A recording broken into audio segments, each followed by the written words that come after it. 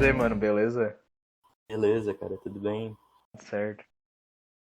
Então, basicamente, mano, isso aqui é uma conversa de mestres para mestre, né? Um mestre iniciante entrevistando outros mestres aí mais experientes e fazer essa troca aí de conselhos, dicas. Perfeito, cara.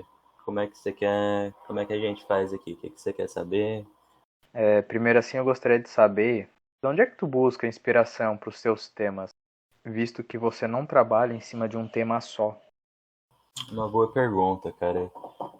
Eu vou te dizer assim que antes de eu começar a mestrar, na verdade, antes de eu conhecer esse mundo do RPG, eu gostava muito de escrever livros mesmo, escrever roteiros, escrever qualquer coisa, na verdade. Aham. Então eu acho que escrever uma partida de RPG, claro que é um pouco diferente, né? Mas tem as suas semelhanças, né? Então eu já buscava inspirações antes de jogar RPG, porque essas inspirações elas vinham assim muito naturalmente, assim. Por exemplo, eu via um filme que eu achava legal e eu começava a ter ideias, pô, mas se ao invés de acontecer isso, tivesse acontecido aquilo, e aí começava a planejar coisas na minha cabeça, ia tendo ideias, ou então no dia a dia mesmo, eu estava sentado observando uma situação e aí de repente a minha imaginação começava a me levar para algum lugar, pô, mas se tivesse acontecido isso e aquilo, e eu sempre fui movido por esse e se tivesse acontecido tal coisa, e se fosse assim, e se fosse assado.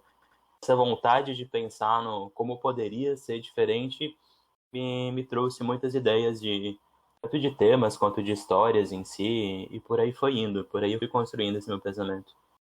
Entendi, mano. E tipo, isso casa bastante com RPG, porque aqui no RPG a gente pode fazer esse e se virar realidade, né?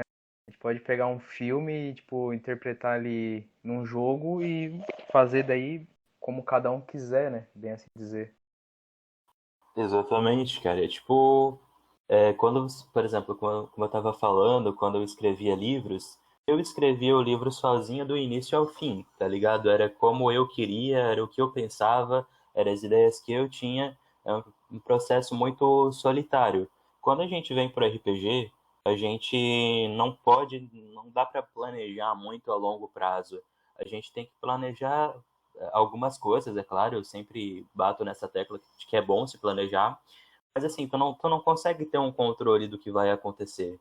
Tu não sabe se tu vai ficar 10 sessões jogando aquela mesma mesa. É uma coisa que te motiva, te obriga a estar constantemente pensando em coisas novas, pensando em coisas diferentes. Porque uma ideia diferente que o teu jogador teve, uma atitude diferente que o teu jogador teve, já pode quebrar todo um planejamento que tu teve a longo prazo. E eu não gosto dessa coisa de fazer como é que chama? Um Deus Ex Machine, né? Alguma coisa assim que chama. Tipo, não, então, sei lá, eu tenho um boss e o meu jogador conseguiu, por sorte, ou seja lá por que for, matar esse boss muito facilmente. Não, mas então eu vou dar um jeitinho pro meu boss sobreviver, pra minha história continuar da maneira que eu programei. Eu não gosto de fazer isso, tá ligado? Eu gosto de fazer como tiver que ser. Se aconteceu do boss morrer, beleza, a gente segue e a gente continua a história. Então eu gosto também de ir improvisando conforme for acontecendo as coisas. Entendi, entendi. Isso, tipo, me lembra. A gente até já conversou uma vez sobre isso, né? É... Quando eu comecei a mestrar, mano, eu tive um boss que, tipo, morreu super fácil. Tipo, um mestre iniciante nessas horas ele fica desesperado. Imagino. O que que eu faço agora, tá ligado? E sobre tipo, os livros que tu falou que tu escreveu, as histórias, tipo, tu pode falar um pouquinho, mano? É sobre que tema? Cara, hoje em dia eu já não me inscrevo mais, já tem um bom tempo, assim. Mas quando eu escrevia, o primeiro livro que eu comecei a escrever, eu comecei com 15 anos. Daí era um livro de fantasia, e tinha uma pegada, assim, de distopia, era uma coisa meio sobrevivência. Surgiam uns monstros numa ilha que o protagonista morava, os monstros desconhecidos, as pessoas simplesmente não conheciam, não sabiam o que estava acontecendo, como se fosse uma espécie de apocalipse zumbi, Uhum. mas ao invés de zumbi eram monstros. E aí toda a história era pautada nisso, assim, no que está acontecendo, e também na busca do personagem pela família dele, tentar descobrir o que aconteceu com a família, o que as pessoas, o que aconteceu com o mundo, né, para ter surgido aqueles seres. Depois disso, eu cheguei a escrever alguns outros livros. Eu fiz outro, o último que eu fiz, esse eu até acho que eu vou lançar ainda esse ano. Legal. É uma pegada um pouco mais infantil, assim. Duas crianças, aliás, uma família, né, se muda para tipo uma mansão, assim, uma casa bem antigona. E aí lá nessa casa eles encontram uma porta no porão, uma porta muito esquisita que as crianças não conseguem abrir de jeito nenhum, por mais que elas tentem, não encontram chave, não encontram nenhuma maneira de abrir aquela porta. Tempo vai, tempo vem, uma hora eles conseguem abrir nessa porta, e assim que eles abrem, eles vão parar num universo, assim, num negócio completamente diferente de onde eles estavam. E aí, encurtando um pouco a história, eles acabam tendo que resolver uma série de desafios para conseguir sair daquele lugar e voltar de novo para o mundo da onde eles vieram. Mas falando um pouco assim, fica meio leviano, mas é uma história que tem uma carga emocional assim muito legal, porque principalmente porque como são crianças, eles passam por períodos de aprendizados, de descobertas, de amizades que eles criam também. Então tem uma carga emocional muito bacana, assim. Eu gosto muito desse livro, assim, por isso que eu penso em talvez lançar ele mesmo. Massa, massa. Enfim, mano, e, tipo, como tu falou ali da narração aberta, queria saber um pouco mais de ti, tipo, da tua parte. O que que tu acha que tua narração ganhou com esse novo estilo, ao invés de roteirizar, por exemplo? Aham. Cara, esse negócio da narração mais aberta vai um pouco, vai em alguma coisa, vai em algumas coisas, assim. A minha filosofia, o modo como eu vejo, o modo como eu encaro o RPG, está relacionado a isso. E também foi uma coisa que eu sempre quis fazer, mas que eu meio que não achava que era possível, sabe? Eu achava que o RPG era uma coisa muito mais banal, assim, muito mais, pô, vamos chegar ali, vamos brincar, vamos rir e tal, acabar e é isso. E conforme eu fui entrando em algumas mesas, eu descobri que não precisava assim ser tão banal, poderia ser uma coisa com uma carga emocional até maior e uma coisa mais impactante mesmo. Então, eu comecei a perceber isso, que eu cheguei naquele mundo, eu estava acostumado com o mestre ditar tudo que eu tinha que fazer, Sim, sim. e eu me deparei com esse mundo que o cara simplesmente me jogou num quarto e falou: Ó, tu já criou a tua história, tu já criou o teu personagem, teus amigos, a tua família, tu criou tudo. Agora tu estás aí, te joguei no teu quarto, é um dia normal. Faz o que tu quiser fazer. Claro que ele não colocou essas palavras, né? Ele simplesmente narrou a cena. E aí eu tava ali na cena e eu tava com o meu personagem, eu fiquei pensando, caralho, o que que eu faço agora, né? Porque eu tinha tanta liberdade e não tinha ninguém me empurrando pra nenhum lugar que eu fiquei, porra, mas eu não faço nem ideia do que eu vou fazer. E daí, então eu vou, sei lá, sair do meu quarto, vou andar pela rua. Daí andei pela rua, ninguém falou comigo, né? Todo mundo só agiu normal. E eu fiquei meio, caralho, o mestre não tá me guiando pra lugar nenhum, será que é isso mesmo? Tipo, fiquei com aquela confusão, assim, aquela coisa estranha. E aí eu comecei a fazer, então eu mesmo vou conversar com as pessoas, eu vou fazer isso, eu vou fazer aquilo. E assim, no início foi difícil pra caralho, eu entender aquela mecânica, eu me colocar naquela mecânica. Mas depois que eu entendi aquilo, eu comecei a achar muito mais do caralho, porque eu vi que eu era o protagonista da minha história. Então eu realmente estava escrevendo também aquele livro, entre aspas, eu estava escrevendo o que ia acontecer. E eu achei aquilo do caralho como jogador. Então eu comecei a incorporar isso para mim como mestre também. Mas para ser bem sincero, a única mesa que eu fiz trazendo essa liberdade foi uma que eu inclusive mestrei contigo, né, há pouquíssimo tempo. Sim. Foi a única vez assim que eu realmente mestrei dessa maneira, assim. Eu pretendo agora continuar mestrando, porque antigamente eu também fazia esse roteiro e tal, que a maioria das pessoas faz, eu acredito, mas que eu tô nesse processo de migração, assim, para trazer essa liberdade para os jogadores e sentir o que eu senti também. Cara, aquele jogo ali que eu joguei com você ali mestrando, eu tive a mesma sensação que tu falou, mano. Tipo, eu comecei no quarto ali, aí tipo, se vira agora. Daí eu fiquei, caralho, o que que eu faço agora? Eu posso fazer qualquer coisa e eu não sei o que eu faço. Ok, beleza. Não, é exatamente isso. Exatamente isso. Tipo, inclusive eu até planejei menos coisas pra ti, porque eu sabia que tu tava começando e tal, e eu queria te dar essa sensação assim de, não vou conduzir o cara, vou deixar Vou ele foder com o fazer, Felipe. vou foder com ele, vou deixar ele se virar, vou jogar ele lá, agora vai, te vira. E eu fiz muito de propósito isso contigo, porque na verdade eu também meio que fiz com os outros jogadores, mas como eles já estavam acostumados nesse tipo de jogo, você pode ver que eles meio que se viraram bem, assim, eles meio que já sabiam o que fazer, né?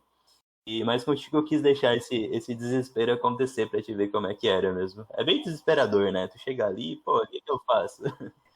E se eu pudesse, tipo, dar uma dica, assim, pra quem tá começando agora, tipo, quando for fazer o backstory do teu personagem, o background, tenta colocar um objetivo pra ele. Isso, Porque, tipo, ali, tipo, os outros dois, eles tinham um objetivo, então meio que era a bússola pra eles. exato. Eu, tipo, eu já tava seguro, eu não sabia o que fazer. Pra quem não tá entendendo, o jogo era com o tema o The Purge.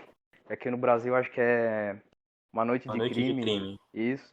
E tipo, eu tava dentro de uma casa ultra segura, então eu pensei, caralho, o que que eu vou fazer? Vou beber então? Sei lá, não, não sei o que eu faço. Mas o jogo, tipo, foi massa, mano. Tá sendo massa, né? A gente não terminou ainda. Aham. Quanto menos tempo a campanha durar, se for uma sessão, duas, acaba não sendo tão necessário o personagem, o cara fazer um background tão bem elaborado. Ele pode fazer um background mais simplesinho. Uhum. Mas se for uma campanha mais longa, eu acho importantíssimo ter esse background bem elaborado.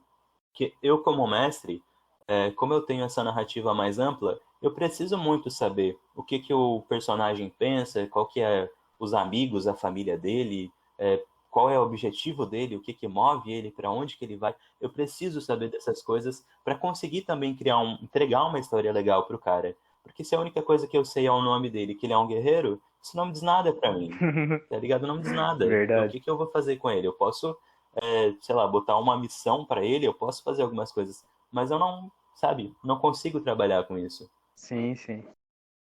É isso mesmo, mano. É muito importante o cara ter uma base sólida, né? Eu tô aprendendo agora, tipo, a fazer pergunta pro player, tá ligado? Do tipo, o que que mudou ele, quem que ele conheceu. Massa. Tem uma coisa que a gente faz na mesa que eu jogo como um jogador, no caso, né? Uma coisa que a gente faz que é a gente não faz pergunta, tá ligado? Claro, às vezes algumas pessoas fazem, mas eu meio que já tô internalizando isso. Por exemplo, eu tô jogando uma campanha agora que a gente jogou era 1990, né? No caso, no ano da campanha, era 1990. Um ano da vida real sem jogar. Depois de um ano da vida real, a gente voltou a jogar agora, semana passada. E só que quando a gente voltou a jogar, eram 25 anos depois da última vez que a gente jogou. Então, nosso personagem tinha 20 anos e agora já estava com uns 45. É claro que a gente criou novamente um background, colocando o que, que se passou nesses 25 anos, o que, que a gente fez, o que a gente não fez, por aí vai. Mas ainda assim, aconteceu muita coisa. Então, por exemplo, o mestre chegava para mim e começava a interagir com algum NPC e assim, ele me perguntava, o William é o nome do meu personagem. William, como é que foi a caçada de ontem à noite? Só que, tipo, o mestre e eu não combinamos nada sobre o que aconteceu na caçada de ontem à noite. A gente não falou sobre isso. Então, o que que eu faço? Eu não preciso perguntar pro mestre, mestre, como é que foi a caçada de ontem? Ou o que que aconteceu? Eu não pergunto isso. Eu Aham. interajo, eu ajo como se eu... Te vira? Tu te vira. Eu ajo como se eu que vou contando, tá ligado? A caçada ontem foi muito difícil. Eu fui caçar um urso, ele quase me atingiu. Daí eu que vou elaborando essa caçada junto com o mestre. E aí, tipo, eu não pergunto pra ele não pergunta pra mim. A gente só vai conversando e vai seguindo dali. Cara, isso é do caralho mesmo. O mestre, ele joga pro jogador e tem que confiar no que ele disse, né? E em cima disso ele vai fazendo um cenário todo ali. Exato. Isso é massa, cara, porque às vezes quem vê a gente jogando acha que, pô, não, realmente, na última sessão o cara foi numa caçada, aconteceu alguma coisa. Na verdade, não. Na verdade, a gente tá criando ali na hora, sabe? Se tu quisesse inventar outra coisa totalmente ao contrário, tipo, não, ontem eu dormi. Foda-se, ele dormiu, então, é isso. Exatamente. E o mestre ia seguir na mesma linha que eu. É claro que se for, assim, uma questão muito importante, por exemplo, eu digo que eu, sei lá, matei um aliado meu, daí o mestre pode dizer, não, peraí, você não matou o seu aliado, não. Porque provavelmente ele pode ter alguma coisa... Opa, passou uma moto aqui. Eu não posso também chegar e forçar um pouco a barra, porque eu posso também estragar um pouco algum plano do mestre. Então ele também vai meio que me guiando. Se eu der uma forçada de barra assim, e daí ele vai também mestrando, né? Ele vai guiando a situação. Aham. Mano, essa tua, acho que foi a tua primeira campanha depois de um ano. Essa daí eu acho que eu tava lá como espectador, se eu não me engano. Isso mesmo. E, nossa, eu achei massa, foi a primeira vez que eu vi uma campanha desse jeito. E eu vi que vocês usam o sistema 3D6, né? Aí tu pode falar um pouquinho desse, qual é a jogada de dado, como é que funciona? Porque normalmente o pessoal vem do 1D20, né? Aham. Não, então, esse sistema, ele foi feito para ser um sistema muito simples. Quando a gente tem, assim, pouquíssimas coisas que a gente precisa se ater. A principal talvez seja que a gente não utiliza o D20, a gente usa 3D6. Por que 3D6? Porque D6 é um dado muito fácil de encontrar. Tu encontra em qualquer loja, tu encontra em jogos de tabuleiros normais. D6 é um jogo, é um dado muito fácil. Então é muito mais fácil tu achar um D6 do que um D20. É claro Uhum. que hoje a gente tem condições de comprar, de achar, ou então usar bots, né, para usar um D20. Mas quando ele foi criado justamente com essa coisa de que a gente pode facilmente achar um dado para jogar em qualquer lugar. Né? Então, o meu amigo que criou, ele já criou com essa ideia. Ele funciona praticamente da mesma maneira. A gente tem atributos, que são os principais atributos, geralmente são 4, e também tem várias perícias daí que a gente utiliza. São semelhantes aos atributos, mas são coisas mais simples. Por exemplo, atletismo, uma habilidade de cartografia, de atuação, enfim, é uma porrada Uhum. de perícias que a gente utiliza. Mas não é Aí no nada caso do muito... jogador. Pode falar.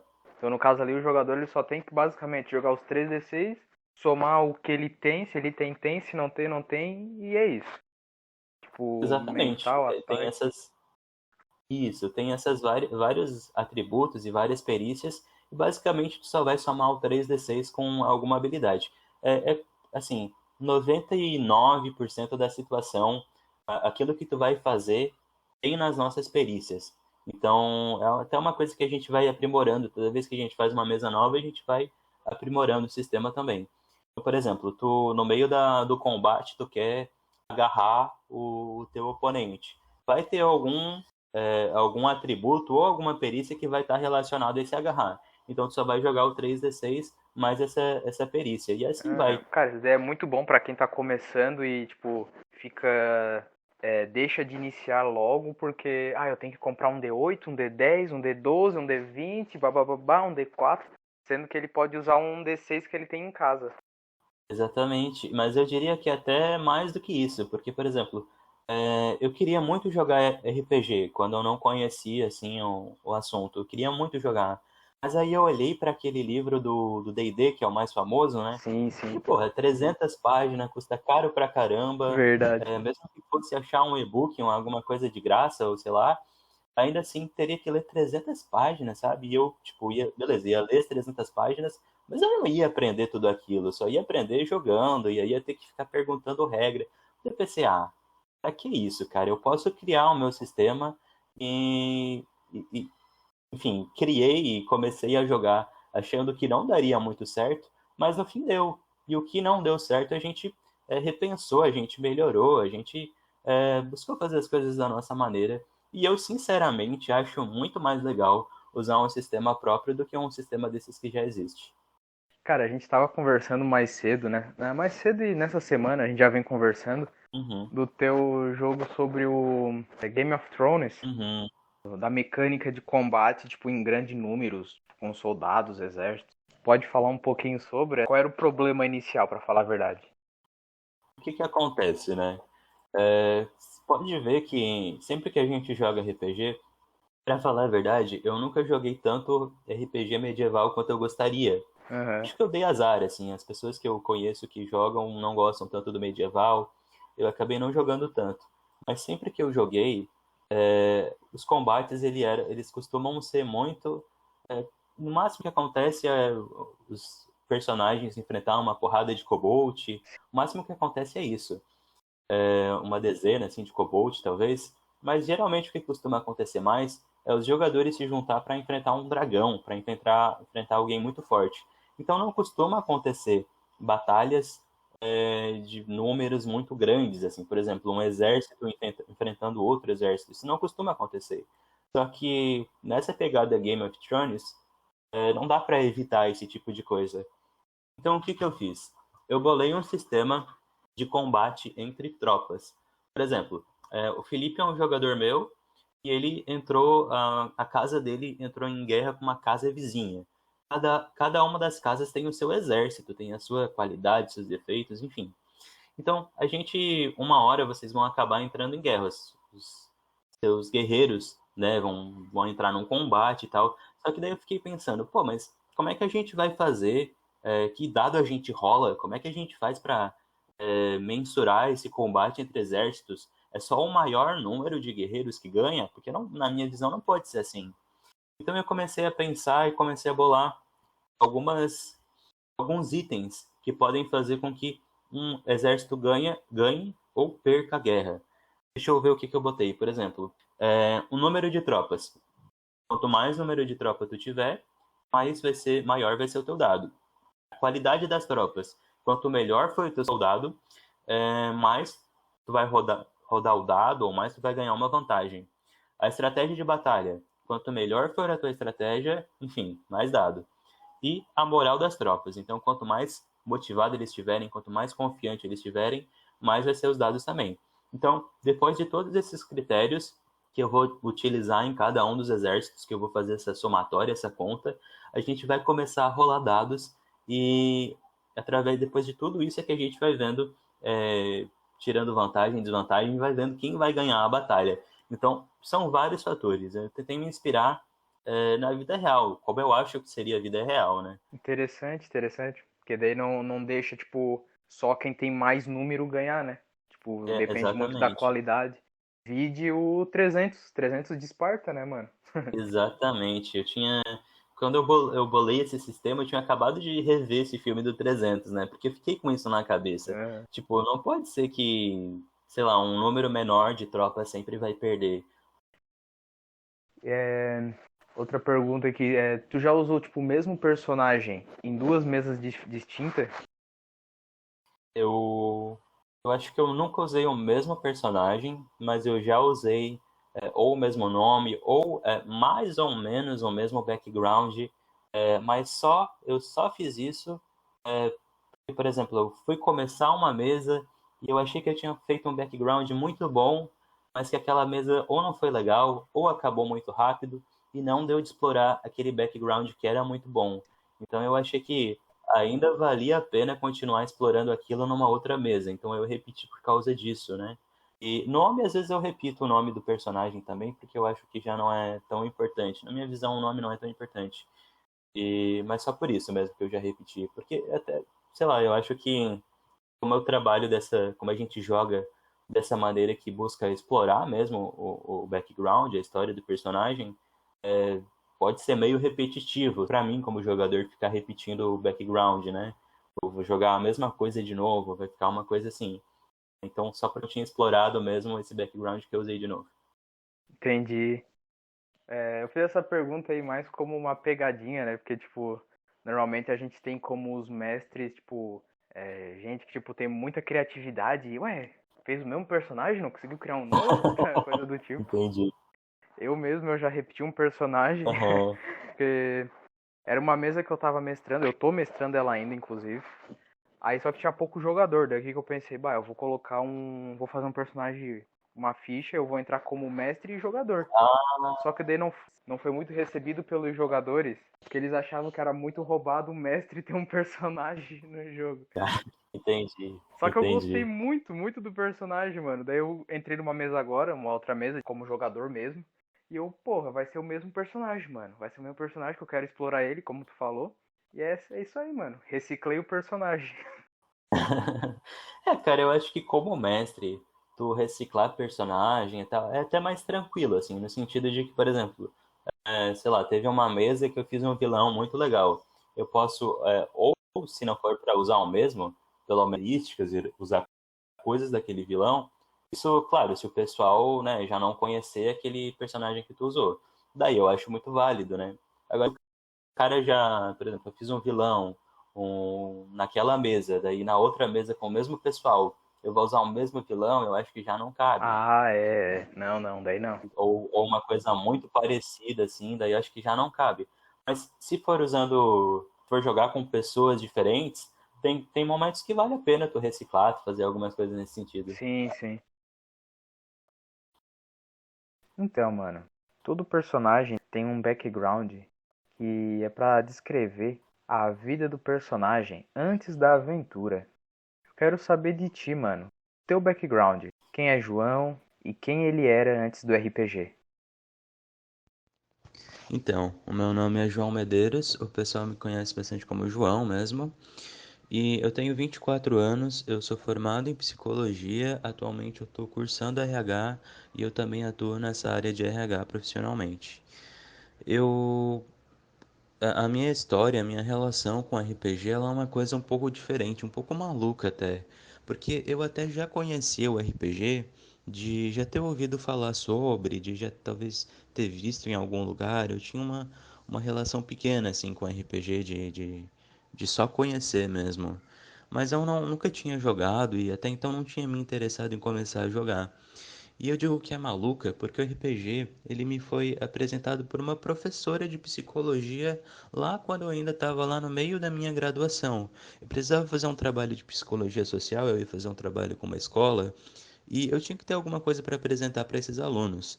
E eu queria fazer uma coisa um pouco diferente, uma coisa que tivesse a ver com jogos, porque eu queria chamar a atenção desses Uhum. adolescentes. Eles tinham entre 16 a 17 anos, alguns com 15, eu acho. Eles tinham essa faixa etária. E eu queria fazer alguma coisa com o jogo para chamar a atenção deles. Então, essa professora me apresentou o RPG e começou a me explicar que o RPG, ela acreditava que o RPG poderia ser uma baita ferramenta para se trabalhar habilidades sociais. Habilidade social, o que que é? É a habilidade do ser humano de se relacionar com outras pessoas, ou seja, de conseguir conversar, de conseguir ser educado, de conseguir se expressar de uma maneira Uhum. assertiva, enfim, envolve uma série de coisas. E quando ela me falou isso, casou exatamente com o que eu queria fazer, porque nessa escola tinham muitos adolescentes que eram mais tímidos, e eu queria trabalhar um pouco essa timidez deles, trabalhar esse lado mais social deles. E eu achei no RPG uma maneira de fazer isso. Então eu criei um RPG de apocalipse zumbi, um jogo normal para as temáticas de RPG, né? Então, eu fiz essa mesa trabalhando com alguns adolescentes e trabalhei essa questão das habilidades sociais ao mesmo tempo em que eles jogavam e se divertiam no meio de um apocalipse zumbi, né? Tentavam sobreviver ali. E acabou sendo uma experiência muito bacana, porque apesar da gente não ter muito como mensurar se eles melhoraram ou não essas habilidades sociais, deu de perceber no convívio com eles, no dia a dia com eles, que eles começaram de uma maneira muito preso, assim, muito com dificuldade de se expressar, de falar, e no decorrer do jogo aquilo serviu para eles trabalharem algumas questões e para eles realmente conseguirem se expressar um pouco melhor e começar um trabalho nesse sentido, né? Não quer dizer que todo mundo deixou de ser tímido, não é isso, mas eles conseguiram começar a se expressar melhor. Então foi uma experiência assim que eu achei incrível. E depois dali eu comecei a jogar RPG como jogador, como mestre e nunca mais parei. E acho que isso já faz uns 4 anos agora. Massa, mano, massa. Gostei da tua história, bem diferente. Chegamos ao fim. Quero agradecer ao mestre João Medeiros, né, por participar da sessão 0 do Conversando RPG. E espero que a gente possa, né, trocar uma ideia de novo futuramente. E é isso, mano. Um abraço e boa sorte aí pros seus projetos também. Valeu, Felipe. Obrigado pelo convite.